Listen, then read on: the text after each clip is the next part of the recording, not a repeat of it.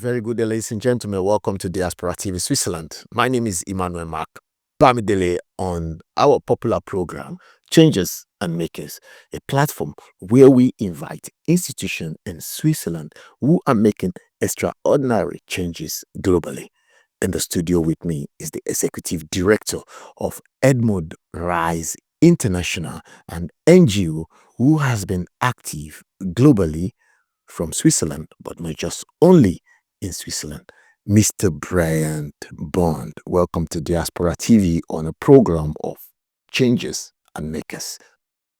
Thank you. Thank you for the invitation.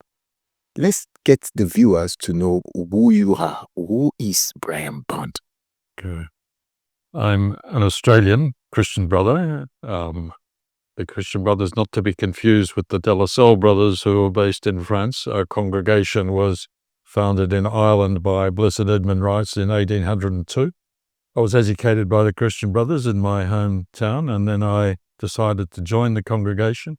So I worked as a teacher, and then I served as a school principal on a couple of occasions, mainly in schools around Melbourne. And then I was asked to become involved in encouraging students in our schools to be more involved in justice. My experience of working in our schools was we were very good at charity, raising money for worthy causes, but not so good at asking why does this situation exist, and is there something we can do to change that? So I promoted student involvement in justice in my part of the world, in Australia. And then the Christian brothers made a decision that they wanted to network globally for justice. And in order to do that, they decided to set up an NGO, base it in Geneva, and engage with the Human Rights Council of the United Nations. So I was invited to be part of that team at the beginning. So I moved to Geneva at the end of 2007. And then a couple of years later, I was asked to take on the role of executive director, which is the position that I've held since. Tell us now, what is Edmund Rise International? What are you really doing? Okay, well, we're an NGO, and as I said, we engage with the United Nations, particularly through the various mechanisms. The Universal Periodic Review is perhaps the most important. It's where every country in the world has its human rights record reviewed by other countries every 4 or 5 years. But NGOs can make a submission to say, this is how we think a country can improve its human rights record. And we can't take the floor directly. We have to persuade states to put forward our issues. And we've had some success with that. And states have put forward our recommendations. The state under review can then either accept the recommendation or they can note it. And then if they accept the recommendation, they're expected to implement it. And that's really another role for our people on the ground, to monitor the state's implementation of recommendations it's accepted, and to encourage the states to fulfill their promises. And so a big part of a focus of our work is on the UN. The other part is on our people on the ground, and that requires educating them about what we do and how to engage with the UN. And I mean, we really need information from the grassroots, first-hand information. I mean, what do I know about Peru or Kenya or whatever? It's got to be our people on the ground who provide the information, and we can feed it into the various UN mechanisms. But that requires constant work to educate our people and persuade them to become involved. What are the challenges and the opportunities in leading such a big institution like ERI? I suppose one of the big challenges in this work is it's very difficult to see one's results, and so it requires patience and perseverance. The second thing, I guess, as I mentioned, to educate people in our network about how they can interact with us. and that's a constant thing. We run in-country training programs. We bring people to Geneva and conduct in-person training. And we've also conducted training online. That was something that came about as a result of COVID. The other big challenge is what's happening globally at the present time. We're seeing a withdrawal from multilateralism among countries. We've seen the United States has withdrawn from the Human Rights Council. It's withdrawn from the Paris Climate Agreement. It's withdrawn from a number of UN bodies. We've also seen countries that have failed to contribute to the funding for the UN. So the UN is itself experiencing a financial crisis and having to cut back on many of the things it's currently doing.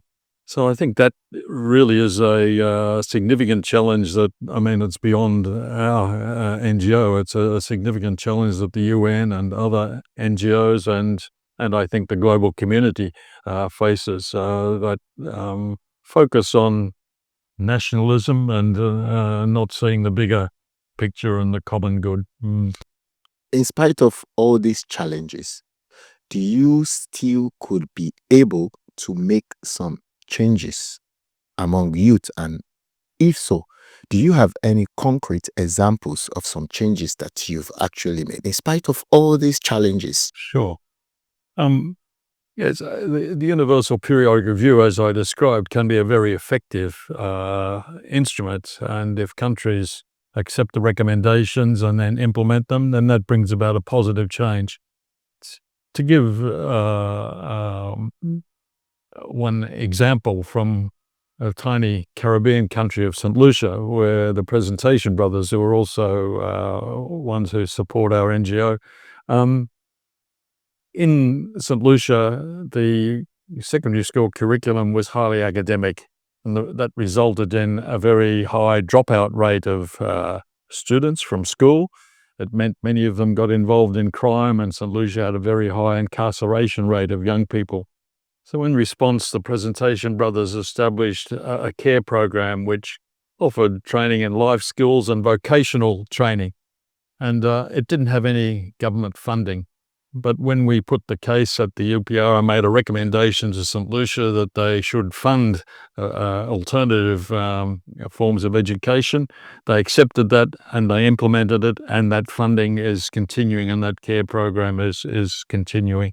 This is a very good example, but I think before this kind of example can be effectively implemented, this means that you collaborate with local partners or local NGOs in the countries. How do you collaborate with these local NGOs to be sure that the effort you are bringing in and the collaboration can effectively generate a good result? What are the mechanisms you use and what are the methodologies you use in collaborating with local NGOs and partners on ground?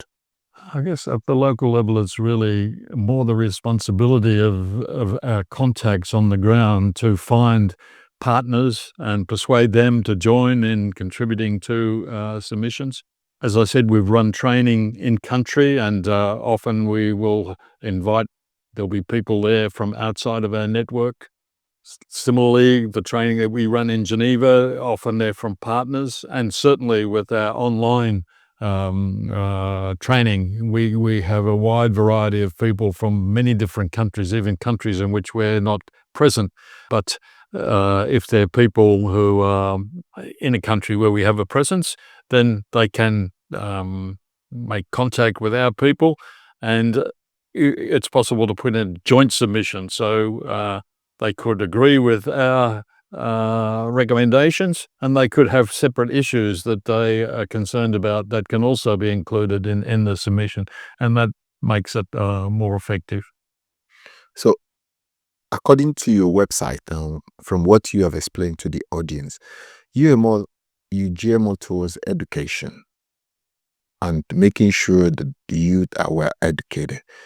Do you sometimes also, how does the global impact positively or negatively in your work in terms of trying to educate the youth? Do you see any global problems, or from the perspective of the global politic, Does it affect your work, or in spite of this, you can still carry on with your own role as an NGO who wants to make sure that the youth are being educated and trained? How does the globalization of today impact your own work? First of all, it's not just education. As education is not the only issue we bring up. It depends what our people on the ground are involved with, and it can be people with disability, it can be Indigenous people, it can be asylum seekers and refugees. The issues vary from country to country. Education, or the access or right to education, is not a major issue in the developed world, but it is a major issue in Africa and parts of Asia. In India, for example, the Indian government had pledged to allocate 3% of its GDP for children's health and 6% to education. So there's a children's campaign that we're involved in called 9 is Mine. So to urge the Indian government to honour its commitment to allocate 9% of its GDP to the welfare of children. The children themselves came together and prepared the UPR submission, and basically they just collected stories of children who were excluded from schooling in India because they were a girl, because they were a member of a low caste, because they had a disability, because they were a child labourer or whatever. And they recounted those stories, and that was part of the argument urging the Indian government to invest more or honour its commitment to allocate 6% of its GDP to education. So in regard to Africa, the big issue is allocating funds for education, particularly for educational infrastructure in rural areas. Also, the training of teachers to ensure quality education is provided, and also the issue of remuneration of teachers, because in some countries we find that teachers don't turn up to teach their classes because they're busy growing crops or managing their farm or trying to find another source of income because their remuneration as a teacher is not sufficient to support them. So that it tends to be a major focus of our recommendations that we make as part of the UPR reviews of African countries. As we can see, like you rightfully mentioned, you are not just only focusing on education for youth, you also do advocacy, justice, and environmental ecological issue. How will you relate your work to environmental issues now? What are the things your NGO is doing to see that ecologically, environmentally, the world we are living can be a better place? As I mentioned, the big focus of our work is on our schools and our young people in schools and encouraging them to become involved in advocacy. And one of the initiatives we've taken up is we organise an online call where students from our schools in India and South Africa and Ireland and the US and Australia might come together and share their experiences. Often the issues that they might be concerned with locally are very different. But of course, the climate crisis is a common issue that affects all of us. People of my generation aren't going to be around to see the worst effects of climate change. But for young people, it's a very, very important issue. And so that's one that we certainly have encouraged young people to become involved in. And it's usually in some form a recommendation that we would make as part of the UPR reviews of particular countries. How do you see the relationship between faith-based NGO? Because there is a very important sentence I read on your website. It said, "We cares about billion, not the billionaires." But your impact actually requires funding to do all this big thing. So is your work faith-based, or is just like, oh, let's help the world because we think the world needs help? Or there's something based on faith that is connected to your work that gives you a conscience to be like, we shouldn't be living like this. we can contribute what we can. Because merely looking at your work, it requires a lot of enormous budget. Others could choose to invest in big business, real estate, and multiply. But you choose to say, hey, let's help the less privileged. Let's do something for the world. How does this relate to you and your institution and your faiths? Let me say, first of all, that at our interventions at the UN, everything is framed in terms of human rights and rather than religious language. But when we look at core UN documents like the Universal Declaration of Human Rights, we see that those core values align with religious values. In fact, the religious values that are common to all mainstream religions. So that's not really an issue. I mean, we certainly believe in the dignity of people and the importance of peace and love and justice, all of those values which are really enshrined within the UN. There can be, when you come to the level of interpreting, say, some of those statements in the UN Declaration of Human Rights, there can be differences that arise. One example is, I guess, the right to life. As in terms of, say, a Catholic tradition, we would interpret that right to life as being from conception until natural death. In some parts of the world, in many countries, they would say the right to life doesn't apply to unborn children. It only applies after 10 weeks or 20 weeks or 28 weeks or whatever, so of pregnancy. So it doesn't align completely always with what's happening, but we not that that's really been a major issue that we've focused on, but I guess it's an example of how our religious perspectives can come into play when we're dealing with the UN. Let's say, for example, if an institution or individual wants to collaborate or support your work, is there any way, is there any opportunity for collaboration or to support what you're doing? I suppose, well, first of all, we do have a monthly newsletter. We do have a presence on social media, so people can be aware of what we do. And I've mentioned before the implementation of recommendations that the country has accepted, and I think it's important, especially in countries where we have a democracy, where people can speak to their elected representatives. So we certainly encourage people to speak up and address their concerns or the issues that we raise to their elected representatives, because the way that democracy works, if our political party is going to be very sensitive to public opinion, and if there's a lot of people speaking up about a particular issue, then they're likely to respond. So, as I said, it's at one level, the engagement with the UN, it's probably a little bit difficult to involve a lot of people on the ground, except in the follow-up of recommendations. But I guess, as I said when we spoke about our schools, it's about raising awareness about justice and the importance of advocacy, and then that can take a form at local level. In Europe, we're present in England and Ireland, but we're not present in continental Europe. Although I did have a recent conversation with a representative from an NGO in Austria who were looking at ways of exploring cooperation. So we're very open to that. And as I said, we've also had many people from outside our network who have joined our online training programs and presentations. Yeah. Let's look now to the future. Where do you see Edmund Rise International in the next 5-10 years?